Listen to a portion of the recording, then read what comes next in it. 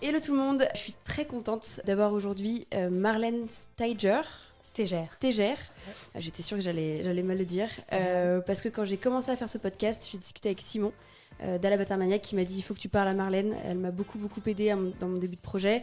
Ensuite j'ai parlé avec Maud de chez Distilleuse, elle m'a dit il faut que tu discutes avec Marlène.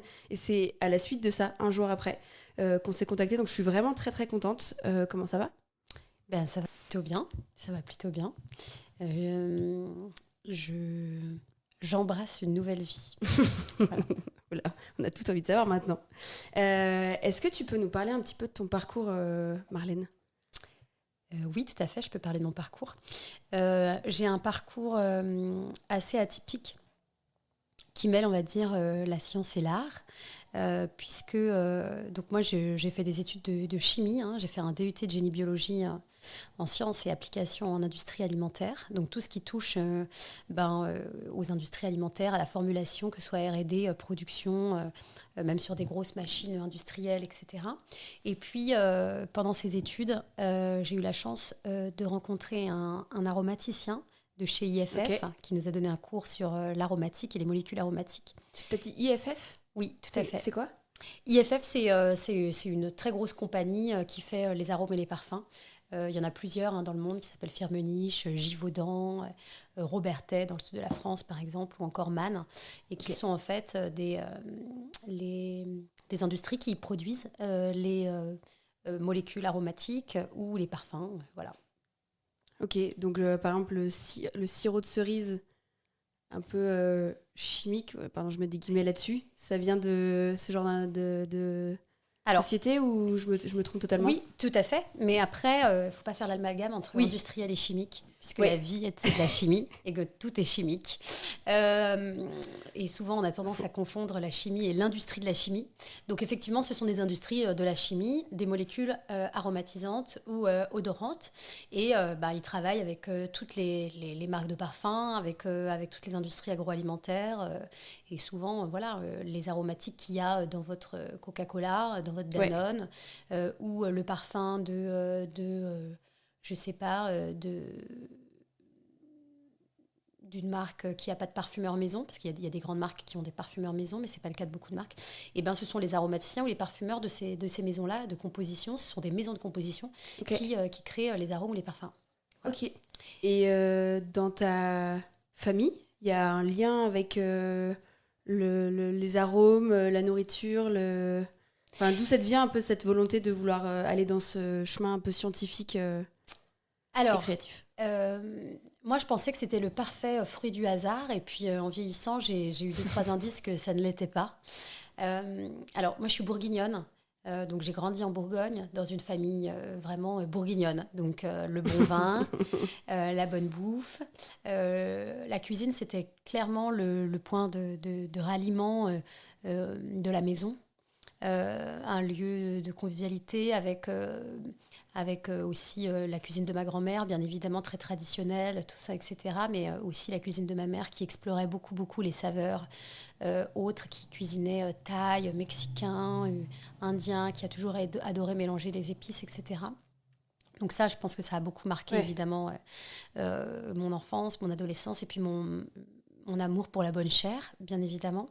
Et il s'avère aussi que mon grand-père, il distillait de la gnôle de poire quand il y avait les alambics ambulants, etc. Donc, c'est génial. Tous les ans. Et on a retrouvé d'ailleurs dans le grenier des très anciens ratafia qui avaient 40 ans, qui étaient complètement incroyables. Donc ça, c'est un peu pour la partie. Et puis après, quand j'étais en études donc, à l'université de Montpellier, j'ai fait mon premier stage de recherche et développement au sein de la maison Gabriel Boudier, qui est un liquoriste à Dijon. Donc j'avais 19 ans. C'est véritablement eux qui m'ont picousé sur le monde des liqueurs et des spiritueux, et j'ai trouvé ça extraordinaire. Et puis pendant ces études, comme je te disais, j'ai rencontré un aromaticien qui nous a donné un cours et qui m'a dit... Jean-Philippe Fourniol, d'ailleurs, si tu nous entends. Dédicace. Voilà. Qui m'a un peu repéré à la fin du cours, qui m'a dit, écoute, ça a l'air de t'intéresser, puis tu as l'air de sentir surtout toutes les molécules, etc. Est-ce que tu as pensé, après tes études, à rentrer à l'ISIPCA ? L'ISIPCA, qui est l'Institut supérieur international du parfum, de la cosmétique et de l'aromatique alimentaire, qui est l'école qui a été fondée par Guerlain dans les années 70 à Versailles pour former les parfumeurs et les aromaticiens, et aussi les gens qui font de la formulation en cosmétique, avec 3 voies différentes. Moi, j'avais jamais entendu parler de ça. Ouais, c'est clair que la CPE, c'est pas forcément la petite feuille qu'elle te recommande dans son classeur typique. Non, pas vraiment. Mais j'ai rarement écouté les CPE et rarement écouté les gens qui étaient assez typiques. Donc, j'ai découvert cette école et j'ai passé le concours. On était 500, ils en prenaient 12. Et donc, j'ai étudié l'aromatique alimentaire, puisque j'avais un parcours qui venait, si tu veux, évidemment de biochimie, d'industrie alimentaire. Et donc, je me suis vraiment spécialisée en aromatique à l'ISIPCA, et sur les molécules odorantes, sur la formulation du goût, la R&D, etc. Ouais. Ça a été tout de suite assez révélateur que c'était quelque chose que j'adorais et que j'aimais. Et d'ailleurs, pour l'anecdote, à mes 30 ans, il y a quelques années, j'ai rouvert une boîte que j'avais enterrée dans mon jardin quand j'avais 10 ans. C'est mon côté drama queen, ça. J'ai toujours eu un côté un peu romanesque. La petite boîte pour le futur. Romanesque. Alors, je l'avais enterrée jeune et puis je l'avais déterrée plus tard, quand je devais avoir 20 ans. Mais je ne l'avais jamais ouverte. Et avec des amis, donc à mes 30 ans, j'ai ouvert la boîte. Et je ne savais plus du tout ce qu'elle contenait. Et j'avais dû la fermer quand j'avais 7-8 ans, quoi. Et elle contenait que des fioles avec des épices, des vinaigres, des pétales de fleurs, tout ça, des bougies. Oui. Un mix entre formulation et ésotérisme, voilà. Et j'ai trouvé ça drôle. Et d'ailleurs, il n'y a pas longtemps, j'ai recroisé quelqu'un qui était avec moi en seconde au lycée et qui m'a dit « Mais c'est dingue que tu aies réussi à faire ce que tu voulais faire. En seconde, tu nous disais que tu voulais être parfumeur. » Et j'ai aucun souvenir de ça. Ah ouais. C'est très drôle, hein, mais moi, j'ai voulu être médecin légiste pendant très longtemps.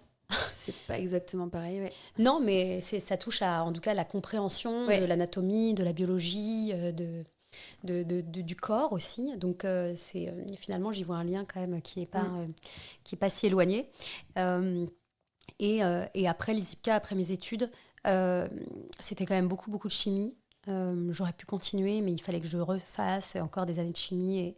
Et clairement, la chimie moléculaire, on en a besoin pour faire mon métier, mais c'est pas ce qui me passionnait. Okay. Ce qui me passionnait, c'était vraiment la formulation. Et puis, ça manquait d'un côté un peu artistique. J'avais pas trop envie de faire les arômes de yaourt de Danone, même si c'est un métier que je... c'est un métier dont on parle peu, les aromaticiens ou les techniciens d'application qui font aussi les formules en R&D, et qui sont toujours un peu dans l'ombre parce qu'on a tendance à parler que des parfumeurs, et encore de parler que des fine parfumeurs, c'est-à-dire les parfumeurs qui travaillent sur la parfumerie fine, donc les parfums à porter. Il faut savoir que la plupart de l'industrie de la parfumerie, c'est ce qu'on appelle la parfumerie fonctionnelle. C'est les lessives, les détergents, les gels douche, tout ça, etc. Ouais. Donc il y a aussi plein de gens qui travaillent là-dessus. Parce qu'en fait, on ne se rend pas compte, mais il y a des odeurs partout. Partout, ouais. Voilà. Et donc il y a des gens derrière qui les formulent. Et moi, je ne me voyais pas dans un labo classique. Et j'ai eu la chance, en tout cas j'ai saisi la chance, de croiser la route de David Edwards, qui était un chercheur d'Harvard qui avait monté une galerie Art Science à Paris, qui s'appelait Le Laboratoire, The Art Science Labs. Il y avait à l'époque, je te parle de ça dans les années 2010, hein, donc j'étais encore en études et je découvre que Thierry Marx fait de la cuisine moléculaire avec de la recherche sur les matériaux, sur les saveurs, sur une cuisine totalement différente, et qu'il y a son food lab qui est dans cet endroit, le laboratoire. Donc je découvre tout cet écosystème et je me dis mais c'est génial. Moi j'ai toujours été passionnée par deux choses, la biologie mais aussi la philo, la science mais aussi l'art, enfin voilà, et là ça réunit tout. J'écris un grand mail un dimanche soir à minuit, enflammée, en me disant qu'on va jamais me répondre. Et pendant 4 ans, j'étais en charge de la R&D aux côtés de David Edwards. Donc, j'ai travaillé sur plein de projets en collaboration avec des designers, Philippe Stark, Mathieu Lehanner, Marc Bretillot, des chefs. On a fait des masterclass avec Massimo Butira, Ben Chouri. J'avais 21 ans et en 4 ans, j'ai fait ce que je n'aurais pas fait en 12, je pense. Travailler sur des expositions sur les odeurs. Et puis, j'ai beaucoup collaboré avec le parfumeur, mon grand ami Christophe Lodamiel, que j'embrasse, que j'adore. Et sur tout ce lien entre les arômes, les parfums, comment tu crées finalement l'odeur d'un burger. Parce qu'en fait, on n'apprend pas un parfumeur à faire l'odeur d'un burger et on n'apprend pas non plus un aromaticien à faire l'odeur d'un burger, puisqu'on se concentre sur la rétro-olfaction, donc le goût. Et donc, il y a tout un pont comme ça où on a séparé les gens, alors que il faut savoir qu'entre la parfumerie et l'aromatique, il y a quand même 50% des molécules qui sont communes. 50% des molécules qui ne le sont pas, mais 50% des molécules qui sont communes. Donc, c'est quand même des métiers qui sont très liés. Quand tu dis aromatique, tu parles de tout ce qui est au niveau de la bouche? Tout ce qui s'ingère, oui, tout à fait. Okay. Voilà. Là où la parfumerie, c'est plus le nez de manière générale. Le nez, et puis j'ai aussi... pas les termes, mais... Non, mais le nez, et puis aussi sur la peau, puisqu'en fait, c'est un produit qui est destiné à être porté, que ce soit sur les lessives ou donc en contact avec la peau. Donc les législations, évidemment, c'est pas les mêmes entre l'ingestion et puis le fait de porter sur la peau. Donc voilà. Donc tous ces gens qui travaillent dans ce milieu, on appelle ça des nez. Enfin, c'est un peu un terme générique qu'on dit. Généralement, les nez, c'est les grands parfumeurs de fine parfumerie. Il faut trouver des termes. Moi, je me sens ni... alors, je suis pas parfumeur, je suis pas non plus aromaticienne parce que je crée pas au sens strict des arômes. Donc, je pense que ce qui me correspond le plus, et puisque j'ai exercé aussi pendant 8 ans et en créant Acheteoria, évidemment, et les assemblages qu'on me demande de faire sur les spiritueux, je suis plutôt master blender. Et il n'y a pas vraiment de mots en français, on pourrait dire maître d'assemblage. Mais, donc un peu en comparaison avec le maître de chai. Le maître de chai, c'est technique dans le sens où, oui, il s'occupe des chais, donc de l'élevage aussi. Des spiritueux en barrique ou des vins, etc. Le maître d'assemblage, il fait l'assemblage. Voilà. Moi, j'assemble des choses entre elles. Et je me reconnais vraiment dans ce terme parce qu'en fait, c'est un liant et c'est vraiment ce que j'ai l'impression de faire. J'associe des matières premières entre elles à la manière des parfumeurs, mais j'associe aussi l'art, la science, les couleurs, les saveurs. Enfin, j'ai un monde qui est vaste. Qui se mélange vraiment au sens du mélange. Donc, voilà. Ok, trop bien. Est-ce que ça te va si on vient vraiment un peu au tout début? Oui. Parce que tu as parlé de... Non, c'était super intéressant. Tu as parlé de Maison Gabriel Boudier à Dijon. Ça m'intéresserait juste de comprendre un peu justement qu'est-ce qui se passe pendant ce stage. Tu as dit que ça avait été un peu une révélation. Comment ça se passe quand tu arrives là-bas? C'est quoi, avec quoi est-ce que tu en ressors? Déjà, moi, mon rapport de stage, il faut savoir que donc, c'était en 2009 que j'ai fait ce stage, j'avais 19 ans, et il y a une nouvelle législation sur les arômes qui était sortie en 2008, la législation 1334-2008, la directive européenne. Et donc, ça a changé pas mal de choses au niveau formulation, etc. Et donc, moi, ils m'ont pris en stage justement pour rationaliser des recettes et étudier cette nouvelle législation pour dire ce qui allait devoir changer dans les recettes ou dans la... Voilà. Donc, et ça, c'était avant que je passe mon concours pour entrer à l'ISIPCA. Donc, j'étais vraiment calée sur déjà sur les arômes. C'est déjà technique comme stage. J'étais déjà calée sur les arômes. Ça tombait plutôt bien. Donc, j'ai fait toute cette partie-là de l'étude de la législation, de la rationalisation aussi, qui était très intéressante, parce qu'en fait, dans leur base de données, ils avaient plein de recettes sur certains ingrédients, parce que pour certains ils créent aussi pour certains clients, etc. Donc, comment on rationalise des recettes, comment en fait, il y en a qui se ressemblent, est-ce qu'on ne peut pas en combiner certaines pour trouver un équilibre, tout ça, etc. Et puis après, participer aussi à des projets de R&D, et notamment sur le café à l'époque. Alors c'est assez drôle parce que le café m'a rattrapée aussi dans ma carrière. Au laboratoire, si j'ai bien lu. Tout à fait. Et par la suite, j'ai beaucoup collaboré avec des torréfacteurs. En même temps, le café, c'est un monde aromatique très très vaste et très incroyable. Donc, et donc du coup, notamment sur des liqueurs de café et tout ça. Moi, ce que j'aime, j'adore les industries. Je trouve qu'aujourd'hui, on ne fait que l'ode à l'artisanat, tout ça.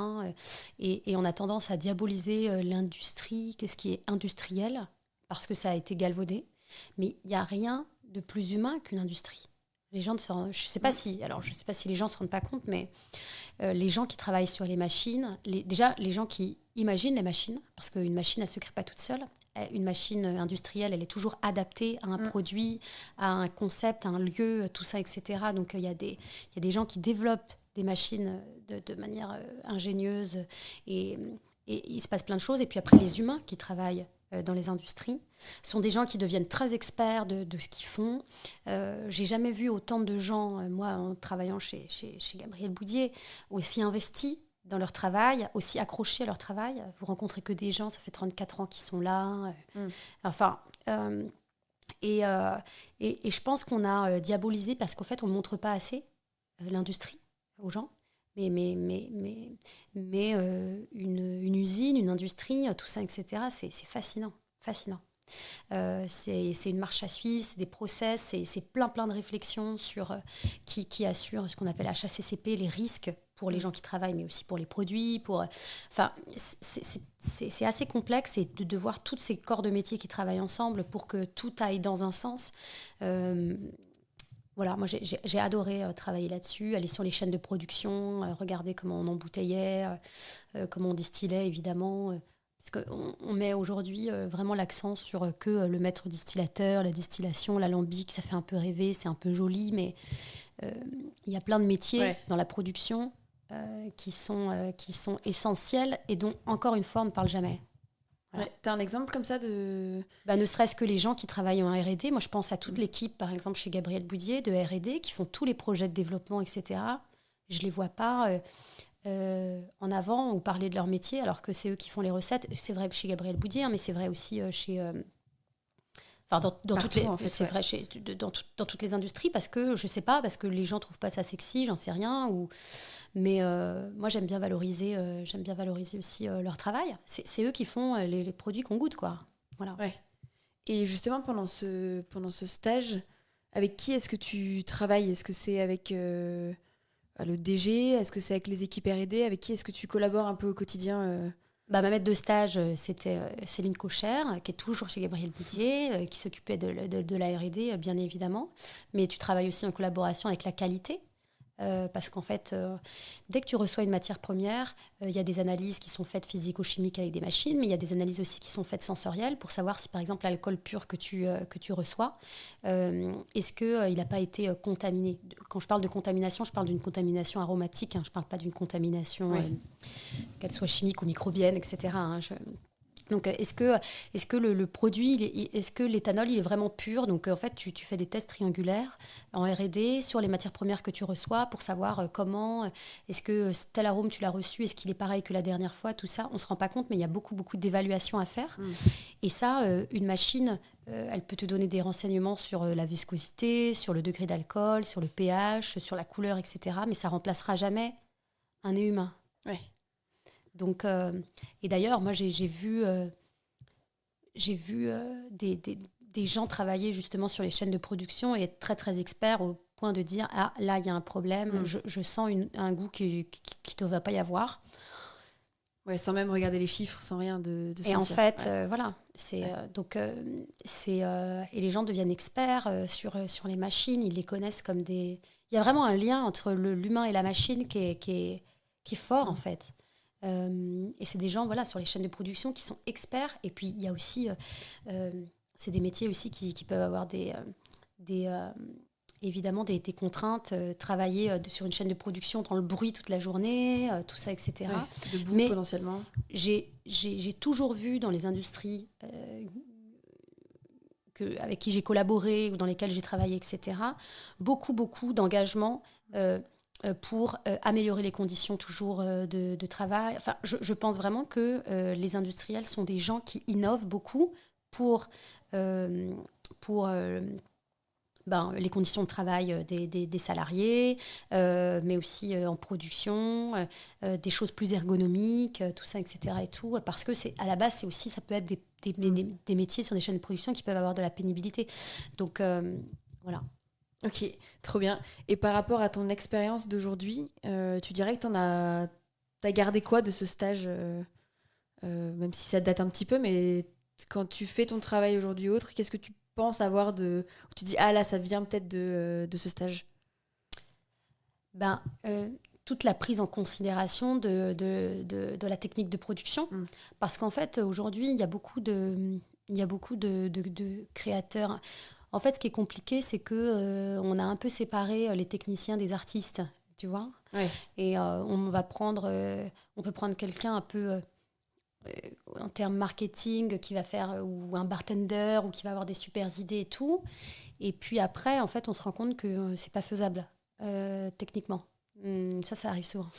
Il se passe la même chose dans mon métier, c'est marrant. Donc, et je dirais que moi, je me mets pas de barrière dans la création, mais je prends en compte quand même.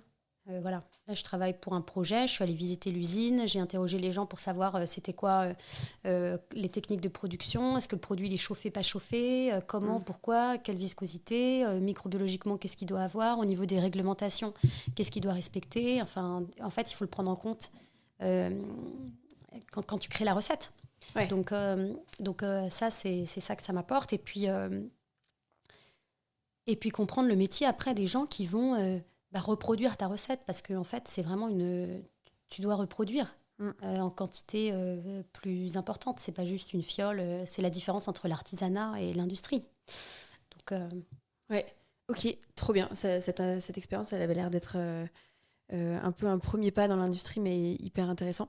J'aimerais qu'on passe maintenant au laboratoire, parce que je pense qu'il y a aussi pas mal de choses sur la R&D. Est-ce que tu peux nous raconter, je sais pas, peut-être l'une des collabs que tu as fait, comment ça s'est passé, qu'est-ce que tu en as appris il y en a eu un certain nombre. Non, vraiment, ce qui a marqué vraiment mon parcours, je pense, c'est vraiment avec Christophe Laudamiel. Christophe Laudamiel, qui est parfumeur, qui à la base est vraiment chimiste, qui a un PhD de chimie, qui a travaillé toujours en Suisse ou aux États-Unis, qui n'a jamais travaillé en France, et qui est pour moi, au-delà d'être une personne extraordinaire en tant que telle, en tant que personne, un parfumeur incroyable dans sa vision, dans sa façon de faire évoluer la parfumerie, dans son militantisme aussi pour que la parfumerie soit moins élitiste. Il fait en open source ses formules, il donne des cours il monte ses formules, tout ça, etc. Et tout de parfum. Donc, et puis il fait des choses incroyables. Il a fait l'odeur des drogues au Mucem, des odeurs pour certains musées, pour certaines expositions. Donc en le rencontrant... j'ai rencontré quelqu'un qui avait une aspiration qui n'était pas, si tu veux, à l'ISIPCA. Il y avait les gens qui faisaient de la parfumerie et c'était, à l'époque, on te parlait de la parfumerie, juste les grands parfums, Dior, tout ça, etc. Moi, ça me faisait pas très fantasmer parce que je trouve que c'est plus l'industrie finalement, même de la cosmétique, de la beauté et tout. Et là, je rencontre ce créateur qui me met un pied plus dans la parfumerie vraiment de créateur, de niche, tout ça. En plus, c'est l'explosion à l'époque de la parfumerie de niche, qui est complètement géniale, complètement fantasque, qui a une vision complètement ouverte du parfum. Et donc, c'était l'éclate. J'allais à Berlin dans son labo ou à New York dans son labo la nuit. Je sentais toutes les molécules de parfumerie parce qu'en fait, moi, j'avais fait aromatique, donc il y a plein de choses que je ne connais pas. Ouais. C'était quand ça déjà T'as dit quelle date environ ? Et ça, c'était 2011, pareil, 2012, 2013. Ok. Voilà, ouais. Ok. Et ça ressemble à quoi un labo Il était né ou il était... Il est parfumeur indépendant, ouais, bien sûr. Et ça ressemble à quoi ? Ça ressemble à des étagères avec plein de petites fioles partout. Hein. Il y en a 1000 au moins. Okay. Et puis après, chaque labo ou chaque orgue de parfumeur est différent. Mais en gros...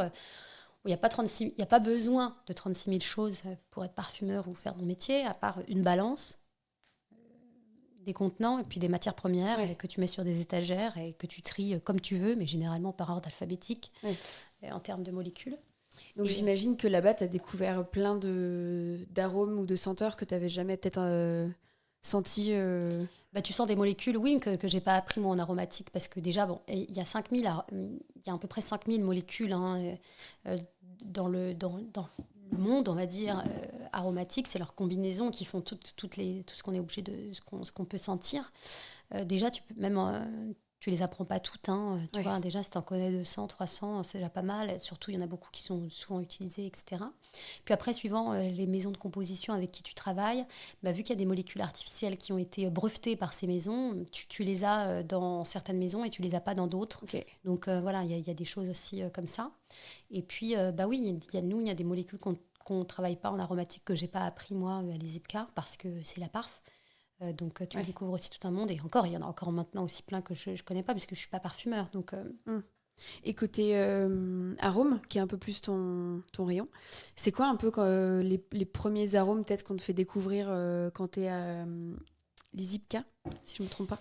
ben, l'ISIPCA, tu apprends par notes en fait, des grandes familles d'aromatiques où tu vas avoir les notes vertes, les notes mentholées, les épices, les notes florales, etc. Et puis après, du coup, tu apprends les notes hespéridées, par exemple. Les hespérides, c'est tout ce qui est citrus. Alors en arôme, on dit citrus et en parfum, on dit hespéridé. Euh, euh, les molécules de, par exemple, le délimonène que tu retrouves dans l'orange, dans le zeste de pamplemousse, dans certains miels, ou encore voilà, le linalol, enfin voilà, l'alpha-ionone, qui est une molécule qui sent vraiment la violette, enfin qui a beaucoup dans la violette. Puis après, des molécules enfin, par famille, donc les fruités, la frambinone. Je te laisse deviner dans quoi on la trouve. Framboise. Exactement, mais pas que. Ouais, On en a trouvé aussi dans l'espace. Dans l'espace. Ouais, Ok. voilà. Et attends, je l'avais pas mise comme question, mais ça m'intéresse vu que le podcast s'appelle quand même Origine. Est-ce que vous avez justement des cours un peu sur l'origine des arômes, qui l'a un peu peut-être théorisé, mis un nom sur tout ça? Eh ben, on a assez eu peu de cours là-dessus, à vrai dire. En revanche, bah, les molécules aromatiques, si tu veux, existent, enfin, elles existent dans la nature de manière puisqu'elles composent la plupart des choses qui nous entourent. Les végétaux, enfin, et pas que d'ailleurs. Hein. Et à la base, si tu veux, elles ont souvent des fonctions qui sont autres que celles d'être aromatiques dans un métabolisme d'une plante ou quoi que ce soit, etc. Et nous, on a la capacité de les percevoir. Voilà. Après, il y a ce qu'on appelle les molécules artificielles. Ce sont des molécules qu'on a créées dans des conditions en laboratoire et qu'on n'a pour l'instant jamais retrouvées autres que en faisant cette réaction dans ces conditions, dans ce laboratoire. Encore une fois, si ces conditions dans l'univers étaient réunies quelque part, ben, elles existeraient. Voilà. Ouais, ok. Ok. Oh, c'est dommage qu'il parle pas un peu d'histoire et est-ce qu'il y a une personne qui a un peu écrit, j'en sais Ah bah rien, oui, bien sûr. Alors après, bon, il faut savoir que il y a Bria Savarin. Moi, je dis toujours que cet homme méritait largement plus que le nom d'un fromage, parce que je connaissais ça quelque part. même si le fromage c'est extraordinaire. Bria Savarin, il faut absolument lire Bria Savarin. Hein. C'est extraordinaire hein, pour son époque. Il a écrit Philosophie de la friture, enfin des trucs complètement barrés comme ça. Il a beaucoup parlé. Évidemment des plats, mais il avait aussi compris qu'il se passait quelque chose. Il avait déjà compris la rétro-olfaction, puisqu'il a dit il n'existe pas de corps odorant qui ne soit pas sapide. C'est-à-dire qu'il avait compris que quand quelque chose sent une odeur, si tu le manges, ça a forcément un goût aussi. Un goût au sens rétro-olfactif et pas au niveau des saveurs. Enfin, à l'époque, on ne connaissait pas. Et il faut savoir aussi que c'est très tardif, les découvertes sur l'odorat. Il y a plusieurs choses qui expliquent ça. Déjà, la première chose, c'est que l'odorat, c'est un sens qui est assez complexe. On a entre 250 et 400 récepteurs dans notre nez qui nous permettent de sentir des combinaisons infinies d'odeurs. A contrario, tu vois, dans ton œil, tu as 3 à 4 récepteurs. Donc, ça ne se passe pas du tout la même chose. Et puis surtout, il y a un dépôt de matière, on va dire. Par exemple, l'ouïe, c'est vibratoire, donc c'est par rapport aux fréquences qui font vibrer le tympan et qui créent le son. Mais si tu veux, une fois que tu arrêtes la musique, le son continue pas. On pourrait parler des échos, etc. Mais une odeur dans une pièce, les molécules, elles sont en suspension, elles restent là, si tu veux. Si tu n'aères pas, si tout ça, etc. Donc c'est différent déjà en termes de perception. Ensuite, ce qui se passe physiologiquement, c'est que ça active, l'odorat active beaucoup plus de zones du cerveau que, par exemple, l'air visuel. On appelle ça le système limbique. Donc, il y a plein en fait, de régions de ton cerveau qui s'activent quand tu as une expérience olfactive ou gustative ou les deux. Voilà. Et d'ailleurs, le cerveau intègre des informations très clairement combinées entre l'odorat et le goût. Donc, ça rend quand même les choses un peu plus complexes au niveau de l'interprétation cérébrale. Donc, ça, c'est la mémoire aussi, peut-être. Tout à fait. Ouais. C'est la plus reliée à l'émotion, à la mémoire, à tout ça, etc. D'ailleurs, les madeleines de Proust, oui, tout ça. Oui, c'est ce que j'allais dire, ouais. Ensuite, il y a une explication culturelle.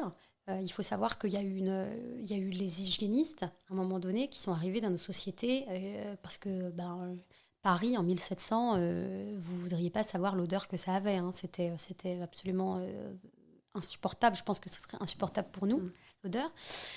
Où on a relié, en fait, les mauvaises odeurs aux maladies, à tout ça, etc. Donc, on a éliminé les mauvaises odeurs, il fallait se parfumer, tout ça, etc. Et tout. Donc, on a quand même mis de côté certaines odeurs et notre capacité à les sentir, à les analyser, tout ça, à en parler. Et puis, il y a eu, au moment justement du siècle des Lumières, beaucoup de gens qui voulaient élever l'humain plus haut que l'animalité, tout ça. Et donc, il y a notamment Kant qui a beaucoup décrié l'odorat, qui a dit que ça nous ramenait trop à notre animalité, qu'il fallait mettre de côté l'odeur, tout ça. Donc, il y a eu ces explications-là. Heureusement, ça a été rétabli un peu par la suite, notamment par Nietzsche, qui était un très très grand défenseur de l'odorat, qui disait toujours « mon génie est dans mes narines ». Et aussi, après, avec la psychanalyse, notamment Freud, Jung, qui ont vu qu'il y avait quand même des rapports aussi entre les odeurs, toutes ces les hallucinations olfactives. Charcot, il en a parlé aussi. Enfin, voilà. Donc, c'est quoi ça, une hallucination olfactive ? De même que vous pouvez avoir des hallucinations visuelles, il y a certaines personnes qui ont des hallucinations olfactives. On croit sentir quelque chose et finalement... qui n'existe pas. En tout cas, la matière de perception n'est pas dans l'air, quoi. Voilà. Fascinant. Ouais. J'aurais pas imaginé qu'il y avait autant d'histoires liées à l'odorat. Bien sûr. Ça s'appelle la phantosmie. Les gens qui sont atteints de phantosmie, ils ont des hallucinations olfactives. Voilà. Ok. Qu'est-ce qu'on va apprendre des choses aujourd'hui ? Trop bien. Juste avant de revenir un peu sur le laboratoire, est-ce que tu pourrais nous vulgariser la rétro-olfaction ? Ouais, tout simplement. C'est très simple. Quand vous êtes très enrhumé et que vous mangez du chocolat, vous ne sentez pas ce qu'on appelle malencontreusement en français le goût du chocolat. C'est-à-dire que vous percevez que c'est sucré, vous percevez l'amertume. Ça, c'est ce qu'on appelle les saveurs. Ça se perçoit sur les papilles gustatives, sur la langue. Mais vous percevez pas ce qu'on devrait appeler l'arôme du chocolat. C'est-à-dire le côté doucereux, le côté chocolaté, vraiment. Et ça, tout simplement parce que en fait, le canal entre votre bouche et votre nez, il est bouché par le mucus parce que vous êtes malade. Ce qui montre bien qu'en fait, il y a un passage qui se fait, même si on ne le sent pas. C'est ça la rétro-olfaction. La rétro-olfaction, vous croquez dans le chocolat et les molécules aromatiques du chocolat, elles remontent derrière jusqu'à votre épithélium olfactif. L'épithélium olfactif, c'est plein de petits cils qui sont tout au-dessus de votre nez, on va dire entre vos deux yeux, voilà, physiologiquement. Et c'est là que sont captées les molécules aromatiques.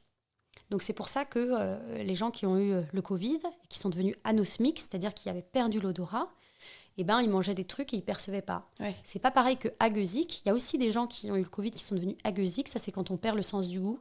Et le goût, c'est les saveurs, c'est-à-dire est-ce qu'on perçoit que c'est salé, sucré, etc. et tout. Et c'est pas du tout les mêmes récepteurs et ça marche pas pareil. Voilà. Mais souvent, on dit le goût du chocolat alors qu'en fait, c'est l'arôme du chocolat. Parce que le goût du chocolat, ce serait sucré, amer, par exemple. Ça, ce sont les saveurs, en fait. Voilà. On perçoit sur les papilles. Plus de spectre. L'arôme, c'est vraiment les molécules aromatiques qu'on pourrait sentir en olfaction directe. Donc l'olfaction directe, c'est l'air qui rentre par vos narines et qui vont exactement au même endroit, sauf que c'est par le nez. La rétro-olfaction, rétro en arrière, c'est parce que ça passe par l'arrière de la gorge pour remonter dans le nez. Ok, super intéressant. J'adore. J'adore apprendre du vocabulaire, donc c'est parfait. Si on revient un petit peu sur le laboratoire, je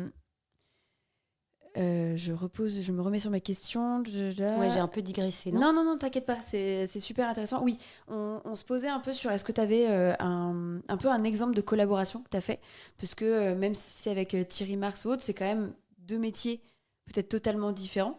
mais qui ensemble peuvent permettre de créer des projets différents. Alors j'ai vu des choses sur Olfactive Project, des SMS parfumés, un inhalateur de fines particules de café. Ouais. Est-ce que tu as un peu une expérience que tu aimerais raconter de ce passage au laboratoire et qui t'a ouvert, je sais pas, une possibilité de création?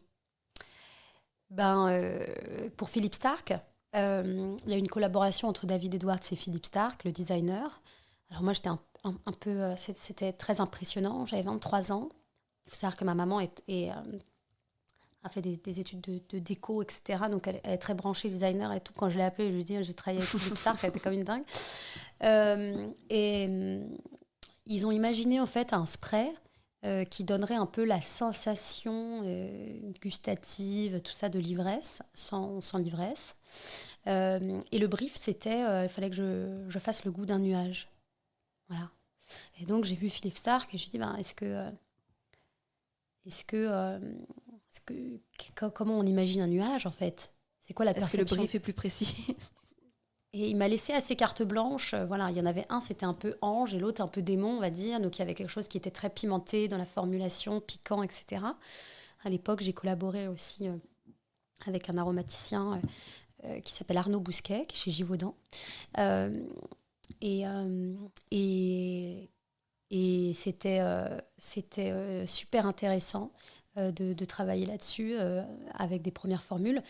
Voilà, ça c'était entre autres, mais il avait aussi développé une machine qui s'appelait le WAF avec Marc Brétillot, qui est en fait un appareil qui permet de brumiser en très très très très fine petite gouttelette un liquide. Et donc du coup, vous pouvez aspirer un espèce de nuage, on va dire. Et après, ça retapisse la bouche et donc vous sentez l'aromatique, les arômes qu'il y a dedans. Et donc ça, j'ai fait beaucoup de formulations pour des événements avec cet appareil parce que ça permet d'avoir l'aromatique sans la matière. Et j'ai adoré, pour le lancement de l'album de l'artiste Hall, France, que je salue d'ailleurs, j'ai créé en fait le goût de 5 de ses chansons avec cet appareil. Donc il y avait des stèles où on écoutait avec des casques la musique et on pouvait inhaler un goût qui n'existait pas et qui était pour moi l'interprétation de ces chansons. Voilà. Okay. Donc t'écoutes, t'essayes de voir ce que ça te fait ressentir et tu fais un assemblage de ça que tu mets dans le wax. Non, ça c'était le WAF. Ouais. WAF, pardon. Il y a le WA, il y a le WAF, il y a le WIF. À l'époque, c'était voilà, les noms comme ça. Mais, et ça m'a évidemment beaucoup marqué. Je l'ai fait aussi pour d'autres événements avec de la peinture, tout ça. Non, mais tout au laboratoire c'était très marquant. Je me suis vraiment découvert un monde artistique. Jusqu'à présent, j'étais dans un monde un peu conventionnel de l'aromatique, même si l'aromatique, c'est pas très conventionnel, même de base. Mais, et là, comme un poisson dans l'eau. Et justement, dans cette expérience, si tu repenses un peu à la cellule de R&D, est-ce qu'il y a des personnes qui ont des spécialités dans cette cellule? Est-ce qu'il y a un sujet et quelqu'un le prend parce que, je sais pas, il y a la motivation ou il y a juste l'expertise pour ça? On travaillait beaucoup avec des designers, etc. Par exemple, pour le Ophone, c'était un projet pour envoyer des SMS olfactifs, justement. Donc moi, j'ai collaboré avec Christophe Laudamiel sur la partie olfactive parce qu'en fait, il fallait faire des parfums, avec des molécules de parfum. Mais c'était à l'époque les débuts d'Instagram, etc., d'Instagram. Et on s'était rendu compte que la plupart des gens, ils photographiaient de la bouffe. Donc si tu voulais envoyer des odeurs par SMS, il fallait créer des odeurs de bouffe. Sauf que on n'apprend pas à un parfumeur, encore une fois, à faire l'odeur d'un cheeseburger, de l'ail, etc. Donc ça, on s'est pas mal amusé avec Christophe. Il fallait travailler aussi sur les nouveaux supports. On a travaillé sur un brevet sur les nouveaux supports aromatiques qui étaient capables de catcher les odeurs et de les garder pour faire des cartouches. Puis tu travailles avec des designers, donc notamment Laurent Millon, que j'embrasse aussi, de Millimètre Studio. Et on était tous, c'était très early stage, c'est-à-dire moi je travaillais vraiment sur la partie conception, donc t'imagines comment ça peut marcher, puis après une fois que ça commence à marcher, là tu levais des fonds, il y avait des startups qui étaient créées, et là on embauchait des gens qui allaient développer plus intensément, mais là on était vraiment sur la partie conception et travailler aussi avec des chefs. On a travaillé une masterclass avec Massimo Bottura, par exemple. Voilà, 3 jours de masterclass avec Massimo Bottura, qui a été élu meilleur chef du monde, qui fait des choses incroyables. Il avait fait un jus de canard complètement dingue avec du riz toasté pour faire des nuages aromatiques. Et ça, c'était il y a 13 ans. Ouais, on est... je sais pas à quel moment elle boulie. J'ai pas la date. C'était à peu près dans ces ok. eaux-là, ouais, bien sûr. Ouais, ok. J'ai adoré le reportage Chef Table sur Adriane. Je sais plus les noms des 2 chefs, frères chefs qui ont créé Al Bulli, le restaurant à Barcelone. Les frères Roca. Ouais, il me semble, ouais, qui ont créé la cuisine moléculaire. Très intéressant, je vous recommande. Bah, c'est vraiment Hervé. Avant ça, il y a même Hervé Tiss à la base. Ok. Hein. C'est Hervé Tiss qui a beaucoup travaillé sur le concept de cuisine moléculaire,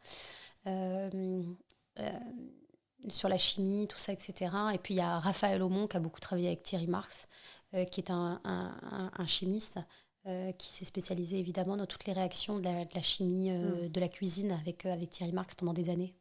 Ok, c'est fascinant. Il y a un monde de R&D qui est énorme. Est-ce que c'est quelque chose qui t'intéresse encore, de bosser peut-être dans un studio de R&D, une agence de R&D? Ah ben bien sûr, enfin moi c'est ce que je fais aujourd'hui, c'est-à-dire Ok. qu'il y a des gens qui m'appellent pour la conception produit, tout ça, etc. Donc c'est mon ADN et puis j'adore collaborer avec d'autres métiers. Je pense que c'est ça la richesse de la R&D, recherche et développement, pour ceux qui ne sauraient pas.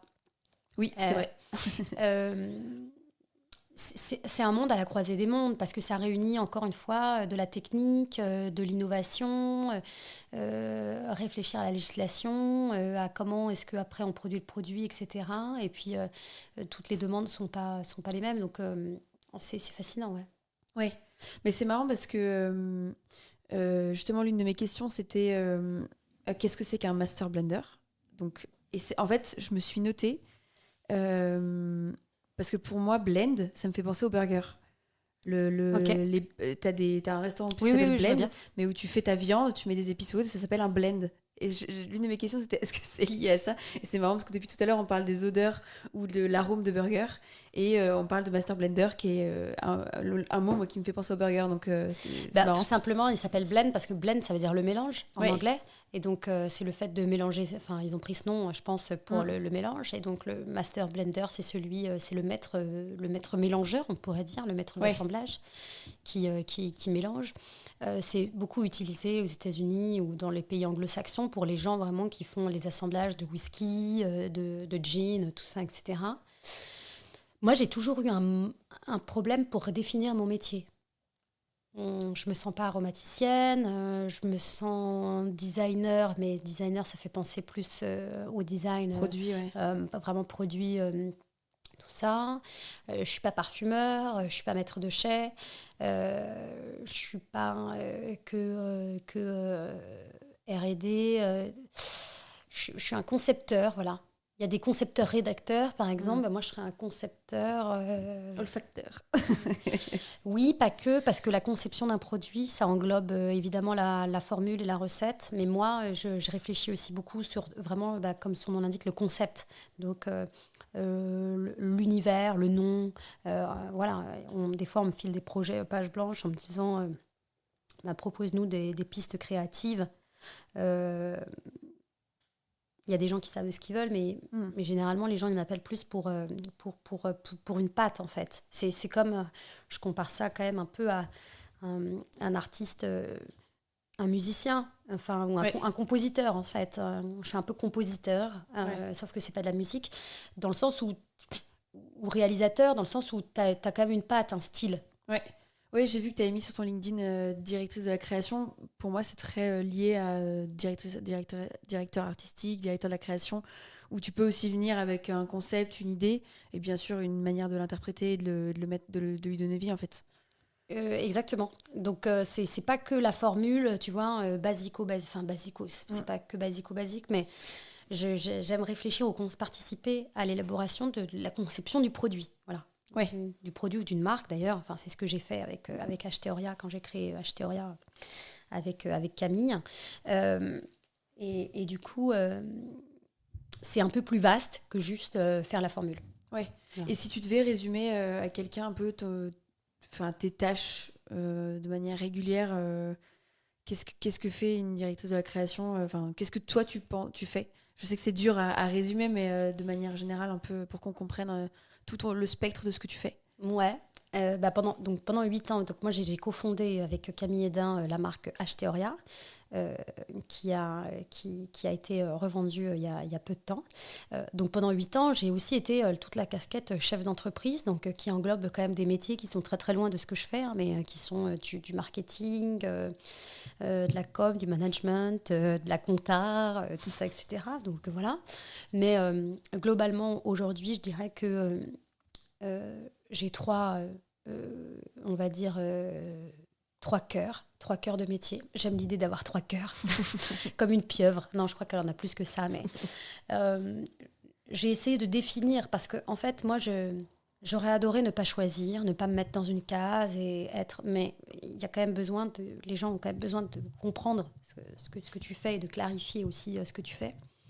Donc moi, j'ai 3 vraiment cœurs de métier. La conception produit, ça c'est une première chose, notamment donc, de produits alimentaires.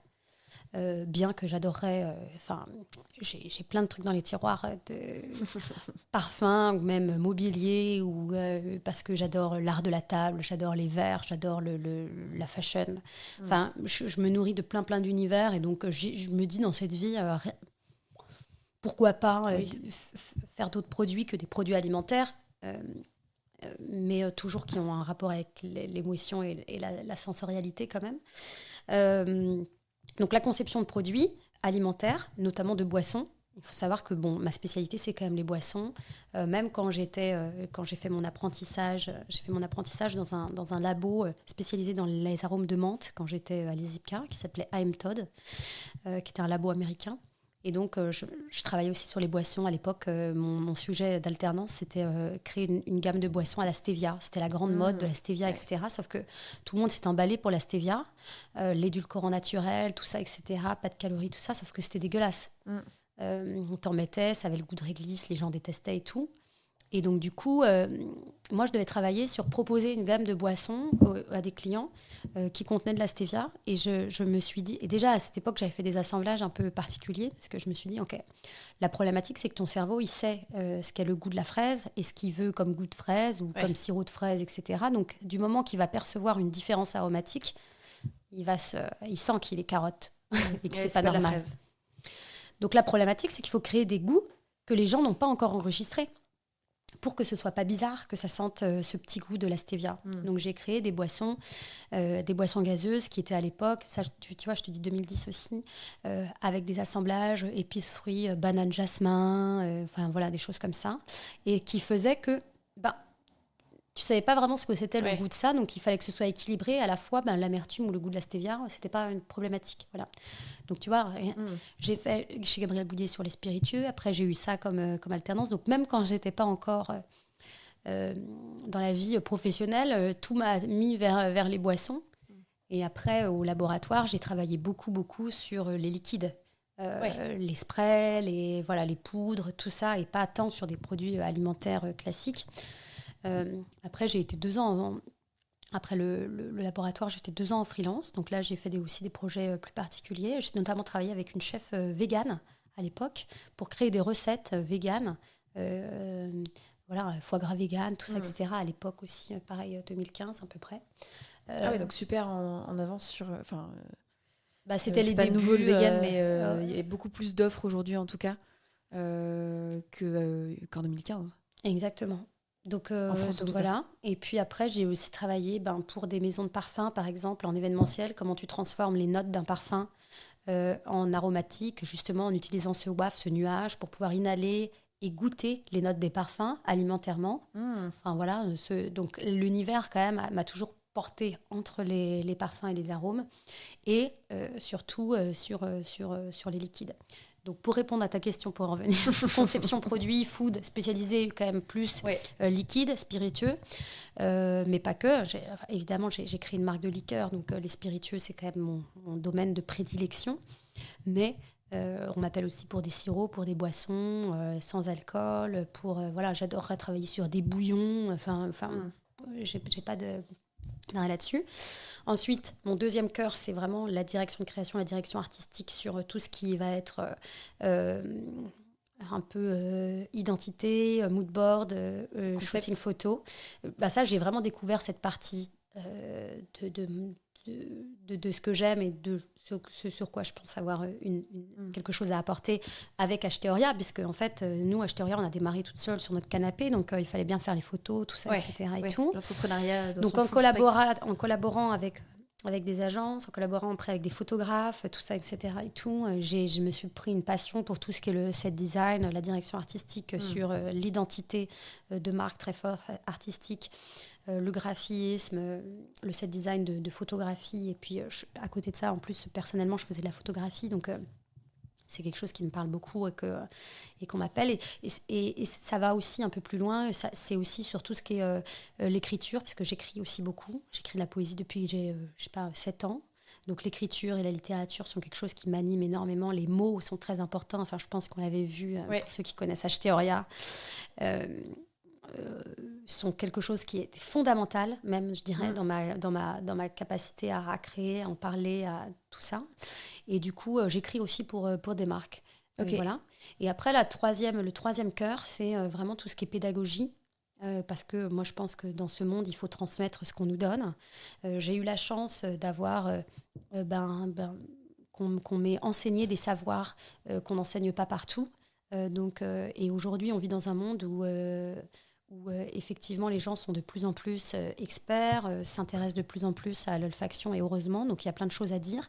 Évidemment, avec ChatGPT et Google, on peut trouver plein de choses, mais rien ne remplace la capacité des sensations émotionnelles et tout. Donc sur la partie pédagogie, j'ai donné des cours pendant quelques années à l'ISIPCA, justement. Un sur les arômes de café et puis l'autre au master sur les liqueurs, les spiritueux, et je leur apprenais à faire pour les entraîner, je leur faisais faire les liqueurs, le goût d'un tableau ou d'une musique. Voilà. Donc, c'est des exercices qu'ils n'avaient pas l'habitude de faire. Ouais. Et voilà, je donne des cours à l'université de Cergy-Pontoise aux licences de design culinaire aussi sur l'aromatisation. Et puis, des masterclass sur comment on sent le vocabulaire olfactif, qu'elle soit publique ou privée. Donc, voilà. Ouais, j'ai vu que tu en avais fait pour... justement Acheteoria, je crois, en novembre. Ouais, j'en ai fait beaucoup sur Acheteoria, bien évidemment.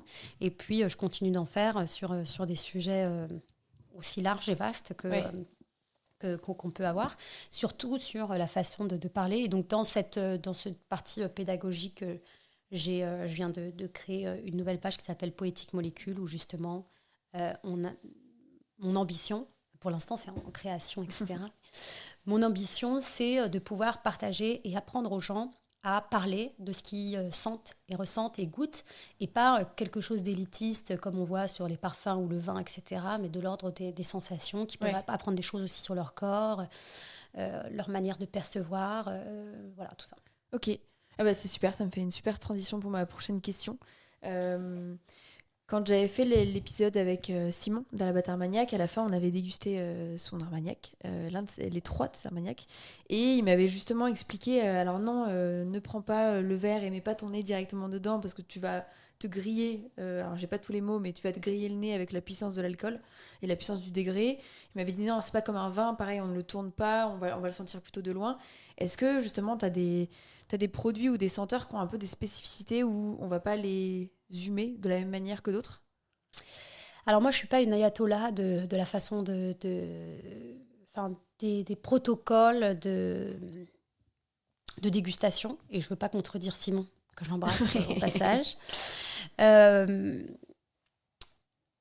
Effectivement, il y a des verres ou des contenants qui sont mieux pour certains spiritueux suivant le degré d'alcool, etc. Et c'est tout à fait vrai. Par exemple, on fait souvent goûter dans des verres tulipes, les cognacs, tout ça, etc. Hein, des spiritueux qui ont un haut degré d'alcool. Moi, je trouve que c'est une connerie parce que tu te prends effectivement toute c'est un peu fermé comme verre. L'éthanol, etc. Dedans. Mais je trouve que ce qui est intéressant, c'est de montrer par contre que le contenant a une importance et que les gens testent par eux-mêmes, de goûter la même chose dans un verre à vin, dans un verre comme ça ou dans un verre ouvert, et voient la différence, parce qu'il y en a une, bien évidemment. Ouais. Mais de là à dire que ça en fait, la température joue presque plus que le contenant, je trouve. Enfin, ça se vaut. L'humeur aussi. Enfin, à ce moment-là, si on prend un facteur, on les prend tous, quoi. Ouais. Si vous êtes le matin, si vous êtes le soir. Pour les femmes, suivant le cycle menstruel dans lequel on est, on ne sent pas la période du cycle menstruel dans lequel on est, on ne sent pas pareil non plus. Si vous êtes triste, si vous n'êtes pas bien ou si vous êtes heureux, enfin voilà, vos perceptions, elles vont changer et c'est normal. Donc, on ne va pas percevoir la même chose.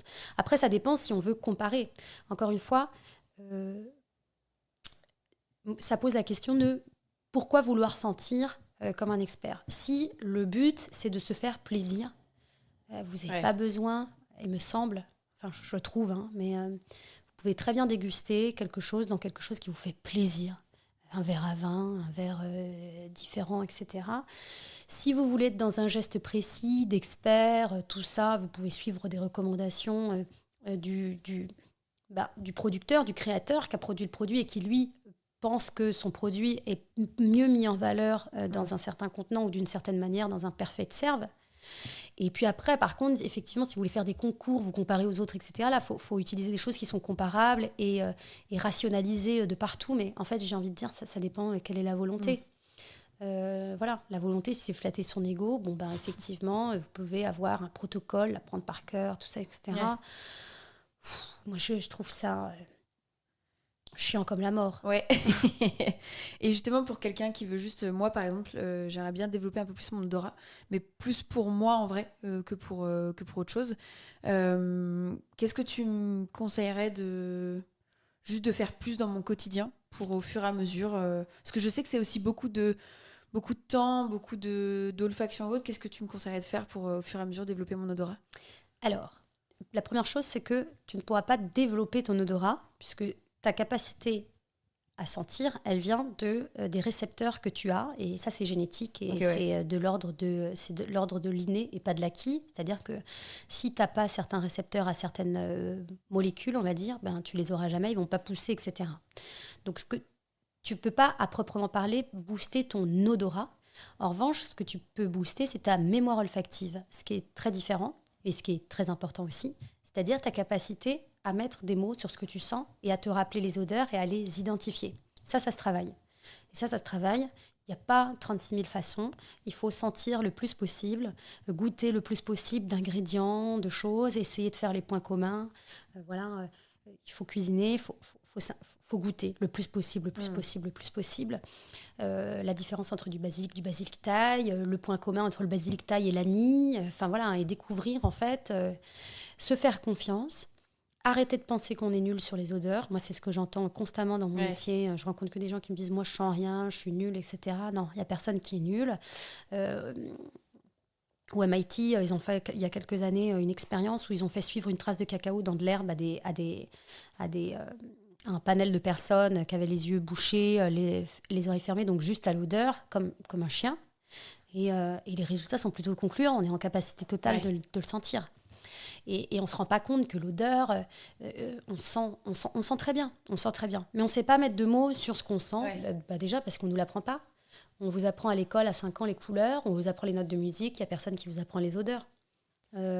Donc, il n'y a pas quelque chose qui est collectif dans l'éducation là-dessus. Donc, ça dépend beaucoup, en fait, de l'éducation personnelle que vous recevez.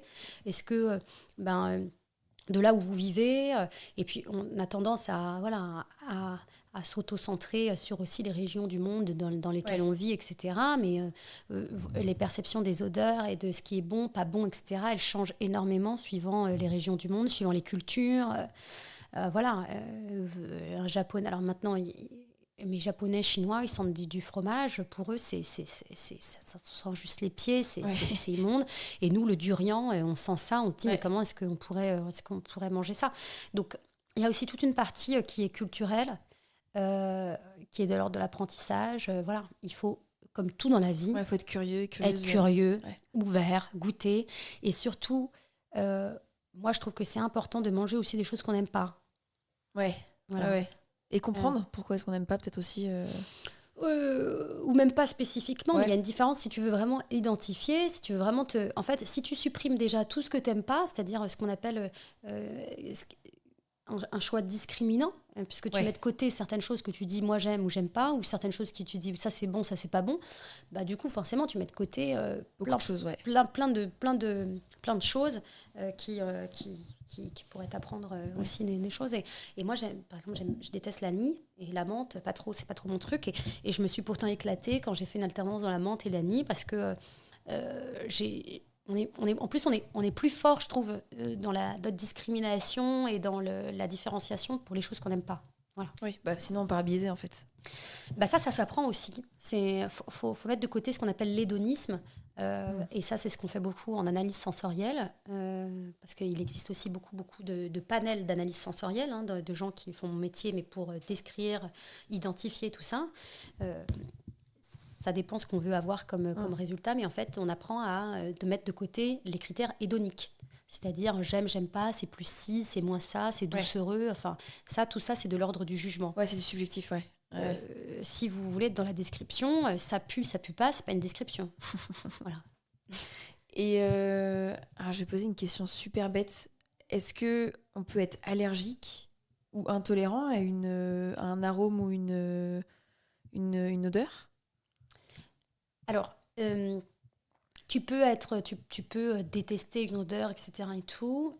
Être allergique à une molécule, oui, mais généralement, les allergies, elles sont plus de l'ordre respiratoire ou de la peau. Enfin, il y a des ingrédients qui te... Et les allergènes sont pas forcément des molécules aromatiques. C'est souvent plus le support de l'arôme qui peut être irritant ou quoi, etc. Et après, par contre, on a des aversions, bien sûr, heureusement. Enfin, heureusement. Oui, on n'est pas comme notre voisin, on a du vécu. Si la première fois que tu as goûté un ingrédient, on t'a cassé la jambe, il y a de fortes chances que tu n'aimes pas cet ingrédient. Et d'ailleurs, on le voit avec les gens qui ont été malades, qui ont eu soit une intolérance alimentaire, une indigestion alimentaire, ou qui se sont tout simplement pris une première cuite avec quand ils étaient très jeunes, très malades. Après, tu fais un rejet, tu peux plus du tout le boire. Moi, c'est la fondue savoyarde, par exemple. Ah oui. J'avais 8 ans et je peux même pas rentrer dans une pièce où on fait de la fondue savoyarde. Ah oui. Oui, c'est une mémoire. Moi, c'est la liqueur de mandarine. Ah, ma première cuite. Première cuite. Ouais. Bon, ça marche. En fait, ton cerveau, il est branché comme il y a 300 millions d'années. Où et si tu veux quand tu es à poil dans la forêt, une indigestion alimentaire, tu vomis pendant 24 heures, tu es déshydraté, tu meurs. Hein. Aujourd'hui, c'est moins grave. Et encore, c'est moins grave là, je te parle en France, soigné dans tout ça, etc. Mais suivant les contextes, il ne faut pas oublier quand même que ça peut être très grave dans certains pays. Et donc, du coup, ton cerveau, il se dit vraiment que tu as failli passer... il se dit, c'était l'arme à gauche, quoi. Un poison, Et vu qu'il sait qu'on n'est pas très raisonnable, les humains... J'aime bien le rendre un peu humain, indépendant, ce cerveau, mais pour expliquer comme ça, on n'est pas très raisonnable. On fume des clopes, on renvoie des messages à ses ex à 2h du matin. Enfin voilà, on fait quand même plein de trucs qui sont pas bons pour nous. Là, il se dit, attends, faut pas rigoler avec ça. Donc du coup, c'est un enregistrement c'est l'aversion, c'est-à-dire que l'odeur déclenche une aversion qui te rappelle à ta sensation qui est très forte. Mais d'ailleurs... l'odorat est tellement relié aux émotions qu'il nous fait revivre les émotions, chose que les autres sens ne font pas. C'est-à-dire que tu as croisé quelqu'un, tu te souviens d'un visage, d'un coup tu le revois, tu te souviens et tout, tu te souviens, ok. Mais une odeur, ça te rappelle un moment avec ta grand-mère, tout ça, etc. Et tout, tu peux avoir les larmes qui viennent aux yeux, le bonheur revient, tout ça, etc. C'est normal, parce que ça nous permettait de survivre. Ouais. C'est marrant parce que je fais de l'eczéma de temps en temps et donc j'ai eu une crème pour l'eczéma. Et l'autre jour, je me dis, c'est quoi cette odeur ? Je l'aime bien. J'aime bien cette odeur. Et puis, je la fais goûter, etc. Et puis, la personne, sentir. Et la personne me dit, mais c'est l'odeur de la gouache. Et en fait, ma sœur faisait de la peinture quand j'étais plus jeune. Et donc, elle avait souvent de la gouache, autre, etc. Et moi, j'en faisais pas. Mais ça m'a rappelé, et j'adore cette crème parce que... Alors, j'en mets pas parce que j'en ai pas besoin tout le temps, mais dès que j'ai de l'eczéma, j'ai un plaisir à mettre cette crème parce qu'elle a une odeur de gouache qui est... Je sais pas, pour moi, c'est juste hyper plaisant de sentir cette odeur. C'est une Madeleine de Proust sensorielle. Exactement, mais les odeurs, c'est souvent ça. Et d'ailleurs, si on demande tout le temps les souvenirs olfactifs, la plupart des marquants des gens, c'est souvent que ça revient pendant la petite enfance, ou relié à sa famille, ou tout ça, etc. Parce que c'est à ce moment-là que tu cristallises ta personnalité, les émotions, tout ça, que ce soit négatif ou positif. Hein. Et la bonne nouvelle, c'est qu'on peut réapprendre à aimer quelque chose qu'on a détesté. Moi, c'était le cas avec les huîtres. Et en fait, mais toujours pas le cas pour la fondue apparemment. Non, ça veut pas. Mais dans un contexte très agréable, en fait, il faut recréer des moments agréables. Il faut un peu reset son cerveau pour qu'il réenregistre, et ça prend du temps, hein, qu'il réenregistre que ce moment-là, il peut être agréable. Donc, il faut que ce soit dans des conditions super particulières. Et moi, j'ai remangé des huîtres avec des gens que j'aimais beaucoup, dans des parcs à huîtres, avec du vin, du soleil, en vacances, dans un contexte. Et voilà, petit à petit, j'ai d'abord senti... Enfin, voilà. Donc, et on peut réaimer ça, évidemment. Puis après, il y a aussi ce que j'appelle le bâton de feu, c'est-à-dire on voit que dans nos cultures, il y a des choses qu'on appréhende différemment pour passer à l'âge adulte. C'est le cas notamment, par exemple, de tout ce qui est amer, du vin. Enfin, je ne sais pas si vous vous rappelez les premières fois que vous avez goûté du vin, quand on a 13-14 ans, tout le monde trouve ça dégueulasse. Hein. Voilà, alors que c'est plus le cas maintenant. Le fromage, pareil, les enfants ne mangent pas le fromage fort qui pue, les champignons, l'amertume, des choses comme ça. Et en fait, c'est des choses qu'après, adulte, on aime. Alors pourquoi parce qu'en fait, ça fait partie après de la culture de devenir un adulte. Et on apprend à... Moi, j'ai vraiment le souvenir de me forcer à essayer de boire du vin pour apprécier. Et au fur et à mesure, ça marche. Hein. Oui. C'est un peu trop, technique. Des fois. Oui. Mais, et donc, du coup, y a aussi toute cette notion de l'appartenance, mais moi, pendant mes études, on a fait aussi beaucoup d'études des cultures, des cultes aussi par rapport aux aliments, ce qui est interdit, ce qui n'est pas interdit, tout ça, etc., qui définit aussi beaucoup tes goûts. Oui, ok. Eh ben, t'as dit tes goûts. C'était ma dernière question pour ce premier épisode. Qu'est-ce que, si on devait te servir à boire ou toi à manger, qu'est-ce qui est vraiment, peut-être pas une Madeleine de Proust, mais... Qu'est-ce qui te parle en termes de goût, en termes de même d'odorat ou autre? Oh là là, énormément de choses. Ouais, énormément de choses. Trop dur à choisir. Là, c'est comme les gens qui te demandent si tu devais manger qu'un seul truc jusqu'à la fin de ta vie. Moi, je me pends. C'est-à-dire que manger qu'un seul truc à la fin de ta vie, c'est le meilleur moyen de détester. De détester. Qu'est-ce que... Je suis quand même très fromage. Ouais, ça c'est c'est quand même mon petit péché mignon. Je suis quand même très fromage. Mais après il y a des odeurs, des épices, etc. J'adore, je pourrais avoir le nez dedans tout le temps. La cardamome par exemple, je trouve que c'est extraordinaire. Le parfum de la cardamome, c'est extraordinaire. C'est-à-dire que c'est à la fois floral, frais, épicé. C'est un parfum tout entier. La cardamome, je pourrais vraiment avoir mon nez dessus. Y a des petites choses comme ça qui me rappellent aussi mon enfance, parce que j'égrenais, donc je suis bourguignonne, avec ma grand-mère, j'écossais les petits pois, et donc l'odeur du petit pois cru, vert, c'est ma Madeleine de Proust à moi. J'adore, j'ai l'impression d'avoir le soleil qui me tape dessus, etc. quand je sens ça, donc ça j'adore. Et puis après, en termes de parfum, je suis très très sensible au musc. J'aime beaucoup les odeurs musquées, animales, chaleureuses, comme ça, un peu transparentes, dufteuses, etc. Mais j'aime, et j'ai en sainte horreur les trucs un peu... T'inquiète. Et j'ai en sainte horreur les trucs un peu dégoulinants, de la parfumerie un peu mainstream, très gourmand, qu'on appelle gourmand. Alors déjà, je déteste cette gourmand, fruité, chocolaté, etc., où tu as l'impression d'être un gros bonbon, et qui valorise absolument pas l'image de la femme, je trouve, en ça qu'elle est toujours un objet de consommation. Bon, c'est un autre débat, mais voilà, dans les odeurs. Et en termes de saveur, est-ce que plutôt amer, sucré, salé Alors moi, j'étais très, très, très salée. Franchement, j'aurais troqué le salé contre beaucoup de choses. Et j'ai eu une grosse opération de l'estomac. Il y a 1 an et demi, parce que si je peux partir dans le détail, j'ai eu une opération bariatrique parce que j'étais obèse. Ok. Et donc, du coup, j'ai eu une réduction de l'estomac. Et donc, tout mon rapport à la nourriture a changé. Et du coup, j'ai vraiment des envies de sucré que je n'avais pas avant cette opération. Voilà. Donc, mon rapport au sucré a changé. Tout ce qui est vanille. Alors, la vanille, j'adore de base, hein, mais chocolaté, les trucs sucrés, j'adore. Et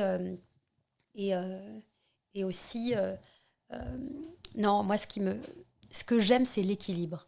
De manière générale, je pense que c'est à ça que je suis sensible. C'est la balance entre les différentes saveurs, entre les différents arômes. C'est un peu ce qui m'obsède, en fait. Ah, c'est le plus dur à avoir, en plus. Et donc, du coup, tu vois, c'est comme l'harmonie en musique, etc. Et donc, je dirais que c'est plus ça que choisir une saveur ou quoi.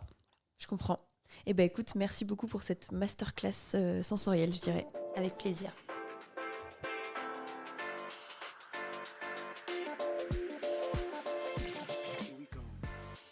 Et voilà, l'épisode 1 fini. On se retrouve lundi prochain pour la suite. Tu découvriras toutes les étapes nécessaires à la création d'une boisson. En attendant, n'hésite pas à t'abonner au podcast pour être tenu au courant de la sortie des prochains épisodes et à mettre 5 étoiles si ça t'a plu. Ça me motive à continuer. Tu peux aussi nous retrouver sur Instagram à origine.podcast. J'y mets notamment des photos assez exclues qui te permettent de rentrer encore plus dans les coulisses de l'entrepreneuriat. Je t'en dis pas plus et je te dis à la prochaine.